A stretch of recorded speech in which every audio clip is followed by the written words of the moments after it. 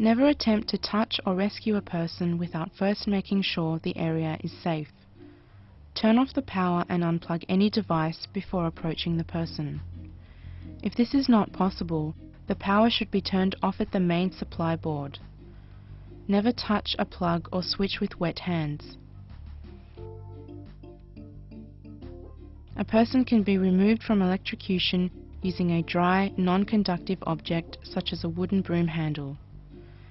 If the source is high voltage, such as power lines, all bystanders must stay at least 10 meters away, as the electricity can travel up to 8 meters from the cable or further in wet conditions. No emergency action or first aid can be given until the area is declared safe by authorities. Unless the rescuer is an excellent swimmer, do not attempt to swim and rescue a person from deep water. Conscious water victims may panic and endanger a rescuer who is in direct contact. Use a rope, tree branch, flotation device or long towel to rescue a conscious person. Pull the victim to safety. It is unwise for a first aider to enter a burning building or areas filled with dense smoke. The fire authority should be notified.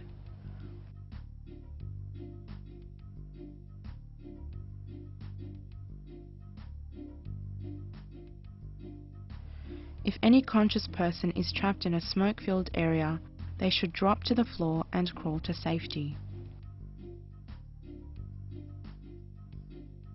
The first aider should generally not approach a chemical accident. The first aider should ensure safety of other bystanders by advising them to stay well clear of the chemicals. When treating a victim for chemical burns, the first aider should be careful not to be contaminated by the victim's skin or clothing. Appropriate gloves should be worn when dealing with any chemical substance or injury.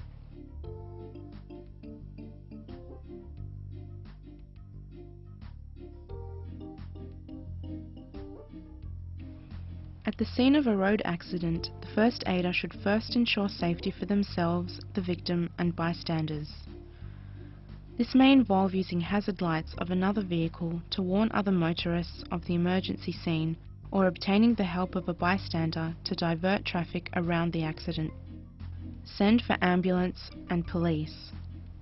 If there is fire, petrol, chemicals, or similar hazards, the fire authority should be notified.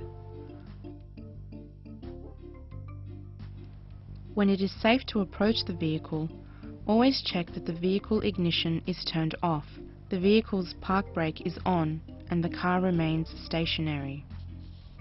Warn bystanders not to light a cigarette or use naked flames in case there is a fuel leak.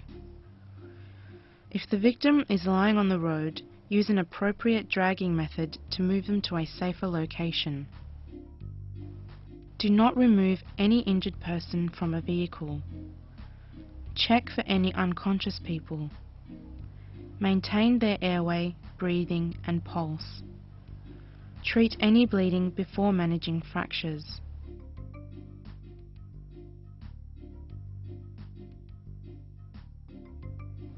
Continually calm and reassure all involved. Remain at the scene until help arrives.